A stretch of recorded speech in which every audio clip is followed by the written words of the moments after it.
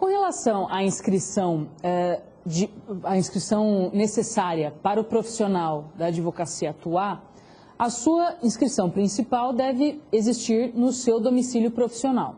Se a atuação existir em um determinado número, né, em outras localidades, fora do seu domicílio profissional, na verdade aí ele vai precisar de uma inscrição suplementar.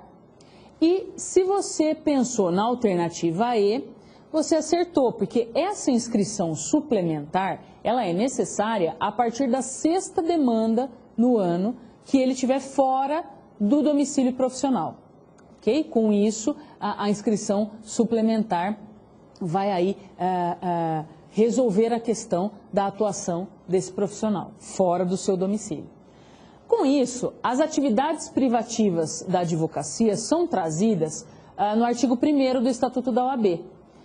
São aí a postulação ao órgão do Poder Judiciário e aos juizados especiais e atividades de consultoria, assessoria e direção jurídicas, né? Qualquer atividade que ele vá coordenar ou chefiar aí, né, atividade jurídica.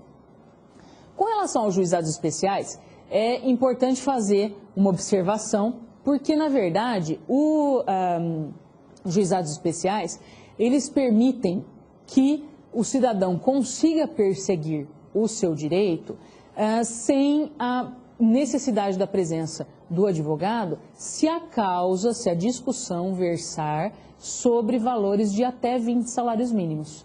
Então, até 20 salários mínimos, a pessoa estará liberada, né, para pleitear o seu direito sem que haja aí a necessidade da presença do advogado. De 20 a 40 salários mínimos, há a necessidade de que haja aí a intervenção do advogado. Bom, com isso, o artigo 4º diz a respeito já que existem atos privativos, né, da advocacia, existem também as nulidades que serão observadas se porventura essas pessoas que praticarem os atos de advocacia não forem advogados, né, não estiverem inscritas na OAB, tá? Poderão até mesmo sofrer procedimento disciplinar e sanção criminal, né, penal, sobre esses atos, tá? Mas também são nulos os atos praticados por advogado impedido, no limite do seu impedimento, suspenso ou licenciado, ou ainda que passar a exercer atividade incompatível com a advocacia. Então, aqui, o que acontece é o seguinte: mesmo aquele que está devidamente inscrito nos quadros da OAB, né, se eventualmente ele tiver licenciado, se eventualmente ele tiver suspenso, ou até mesmo nos casos da incompatibilidade e do impedimento, os atos realizados, né, os atos de advocacia realizados serão tidos como nulos, né? Com relação ao impedimento, o que se falou é que a advocacia pode ser exercida, porém não contra determinadas pessoas. Então, serão os atos de advocacia praticados contra essas pessoas, né, que serão tidos como nulos, né? Alguns atos eles poderão praticar, os impedidos, somente aqueles que o estatuto, contra aquelas pessoas que o estatuto determinar que ele não pode atuar. Bom, nem sempre o advogado trabalha sozinho, né? E quando não quiser trabalhar sozinho, ele pode constituir uma sociedade. O artigo 15 do Estatuto da OAB diz respeito à possibilidade da sociedade de advogados. Os advogados, eles podem reunir-se em sociedade civil de prestação de serviços, ter advocacia.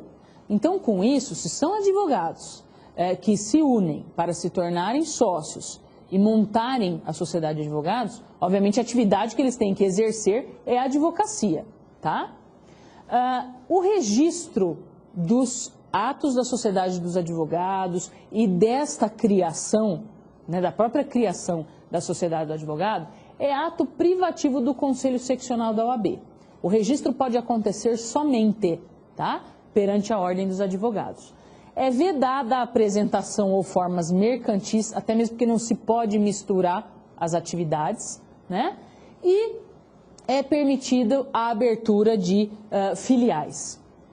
Bom, essa sociedade de advogados é composta, então, exclusivamente de advogados que não podem, os sócios, não podem ser impedidos de advogar, bem como eles devem estar devidamente inscritos, né, nos quadros da OAB. E a razão social deve ter obrigatoriamente o nome de pelo menos um advogado responsável pela sociedade, podendo inclusive permanecer o nome do sócio falecido, se assim determinar, né, esse contrato social da sociedade de advogados. Então, por exemplo, Pinheiro Neto Advogados Associados. Então, permaneceu, seu advogado faleceu, mas o escritório de advocacia ainda continua, né, a sociedade de advogados que tem o seu escritório continua exercendo a advocacia com o mesmo nome. O que não pode acontecer é um advogado integrar mais de uma sociedade, né, de advogados com sede ou filial na mesma base territorial do Conselho Seccional. Isso não é permitido, né? Os advogados sócios de uma mesma sociedade profissional também não podem representar interesses de clientes que vão colidir. Então, imagina numa causa particular, uma sociedade de advogados com dois sócios, um sócio defendendo a parte autora e o outro sócio defendendo a parte passiva da relação processual. Não é possível, até por motivos de ética profissional. Além da sociedade, o sócio responde subsidiária ou ilimitadamente pelos danos, subsidiária e ilimitadamente, pelos danos causados aos seus clientes. Se ele vem agir com a intenção de causar o dano, que é a figura do dolo, ou concorrer para este dano nas figuras da imprudência, da negligência, da imperícia, ele será, a sociedade de advogados será responsável, né, pela indenização devida dos seus atos em caráter principal. Os sócios proprietários que a compõem em caráter subsidiário e ilimitadamente. Então, primeiro procura-se, né, a indenização através da sociedade dos advogados, posteriormente através de cada sócio que a compõe. Bom, o advogado, ele pode resolver não atuar com escritório próprio ou também não formar uma sociedade de advogados. Ele resolve trabalhar empregado, trabalhar para terceiros, que pode ser uma sociedade de advogados, que pode ser o departamento jurídico de uma empresa, né? Então, essa relação de emprego na qualidade de advogado, apesar de ter algumas circunstâncias parecidas com as relações trabalhistas, né, regidas aí pela CLT, pela consolidação das leis trabalhistas, não retira a isenção técnica, nem reduz a independência profissional desse advogado empregado. Claro, por quê? Porque o advogado empregado, apesar de ele submeter-se, né, à subordinação normal da onde ele desenvolve a sua atividade, a atividade da advocacia também tem a sua parcela intelectual, de desenvolvimento de teses, de desenvolvimento de estratégias de defesa. E isso não pode ser retirado do advogado simplesmente porque ele é um advogado empregado, tá? Inclusive, ele não está obrigado a realizar serviços profissionais de interesses pessoais, né, dos seus empregadores. A atividade dele é a advocacia e é isso que ele exerce. Bom, para que esse advogado, então, seja um advogado empregado, obviamente que ele tem que receber, né, vencimentos, né, não vai trabalhar aí de graça. E como que é que funciona, né? Por isso essa ligação com a relação de emprego e com a CLT. Deverá ser observado um piso salarial, que é fixado em sentença normativa, salvo se houver acordo ou convenção coletiva de trabalho. Bom, aí as classes possuem os seus órgãos de representação, como o Sindicato dos Advogados, né? E o que deve haver é, através de instrumentos ligados à Justiça do Trabalho, como esses acordos ou convenções coletivas, fixar-se pelo menos o mínimo que esse advogado deve ganhar ao exercer a função de advogado empregado. A jornada de trabalho do advogado empregado tem limites para acontecer. Ela tem que acontecer por 4 horas contínuas diárias ou até 20 horas semanais, salvo, né, se houver aí acordo ou convenção coletiva ou em caso de dedicação exclusiva. Aí até permitido que se extrapole um pouco, né, a determinação com relação à sua jornada de trabalho. O que é considerado período de trabalho para a jornada de trabalho do advogado empregado?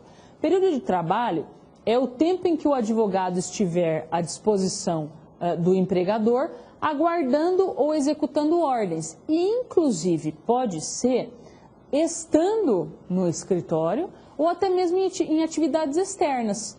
Então, desde que ele esteja à disposição, né, do seu empregador, ele estará cumprindo a jornada de trabalho. Com isso, caso ele venha a exceder a jornada de trabalho dessas até 20 horas semanais, a jornada normal, ela tem, essa jornada que extrapola, né, tem que ser remunerada. E se extrapolar, vai ser remunerada de que forma? Ele vai receber um valor não inferior a 100% do valor da hora normal, né? E ainda vai haver um acréscimo de mais 25%. Lembrando que, por quê? Né? Preferencialmente, praticamente recebendo 125%, né? Por quê? Porque além de ser, né, uma atividade que possa se relacionar com subordinação, o advogado continua sendo aquele profissional que vai ter criação intelectual, que vai criar estratégia, que vai criar tática de defesa, que vai criar argumento. Então, por isso que ele é recompensado desta maneira, né? Se houver um contrato escrito que porventura diga que essa hora extraordinária não deva ser paga, né, independentemente disso, a hora tem que ser observada nessa forma de pagamento, pelo menos, né, em 100% da hora normal. Todo advogado que trabalha proporciona aí a chance, né, de receber honorários. Alguns honorários são contratados diretamente com o seu cliente, mas quando o seu cliente ganha uma demanda, né, o que vai acontecer? O perdedor dessa demanda será obrigado a pagar honorários, chamados honorários de sucumbência, ao advogado da parte que venceu. Isso são os honorários de sucumbência. Quando eu estiver pensando em advogado empregado, os honorários da sucumbência devidos pelo ganho da causa serão do advogado empregado, por força dessa atividade intelectual, né? Então, tudo que ele empregou de conhecimento e de tática deu certo porque o cliente dele ganhou. Apesar do cliente ser cliente da sociedade de advogados, os honorários de sucumbência serão devidos para o advogado empregado. Bom, pode haver aí, né, alguma modificação nesse sentido, né? Então, os honorários de sucumbência do advogado empregado, eles podem ser partilhados com a sociedade de advogado. Não há impedimento que haja essa partilha. É bom que haja uma prévia pactuação, um acordo, né? O que seja o contrato de trabalho estabelecido, para que se saiba realmente qual vai ser a parcela cabível aí para cada um deles, para a sociedade, né, para a pessoa jurídica, a sociedade, e para o advogado empregado. Com isso, momento de interatividade, vai perguntar: a sociedade de advogados deve ser registrada? Alternativa A, em cartório de registro de pessoas jurídicas. Alternativa B, em cartório de registro de sociedades civis. Alternativa C, na junta comercial de cada estado. Alternativa D, exclusivamente na ordem dos advogados. Ou alternativa E, na ordem dos advogados e no cartório de registro de pessoas jurídicas. Se você imaginou a alternativa D, você acertou. Exclusivamente na ordem dos advogados. Não há necessidade que haja aí o registro da sociedade de advogados em outro lugar qualquer. Com isso, espero que tenha sido possível aprender aí a respeito das instituições judiciárias e nos vemos em uma próxima oportunidade. Até a próxima.